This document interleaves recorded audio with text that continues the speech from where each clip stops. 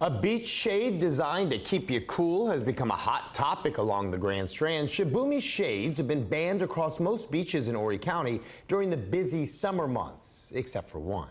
Ian Klein, live in Surfside Beach, where you can still set yours up. But Ian, there are specific rules you'll need to follow.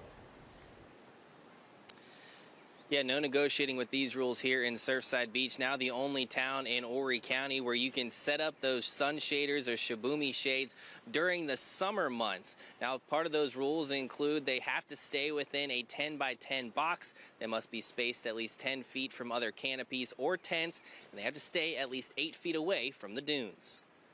Shibumi shades, canopies, any other tent must be at the back of our beach, basically in a straight line parallel to the toe of the dunes. From North Myrtle Beach to Garden City, the town of Surfside remains the only place you can set up your shibumi shade between Memorial Day and Labor Day weekend in the Grand Strand.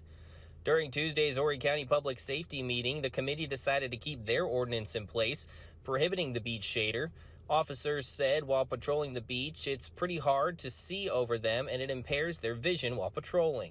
We don't have the space, and just the view is going to block up the beach. Surfside Beach Police Chief Ken Hoffman says they had the same concerns, but feel the rules they have in place is a good middle ground between those patrolling and beachgoers. That's why we require that the tents and canopies be 10 feet apart to strike a balance between visibility, but also being able to provide a reasonable amount of shade in those situations. So let's break it down. If you're in the North Myrtle Beach area, shibumi shades are allowed on the beach right now, but would be prohibited from May 15th through September 15th due to space and safety concerns.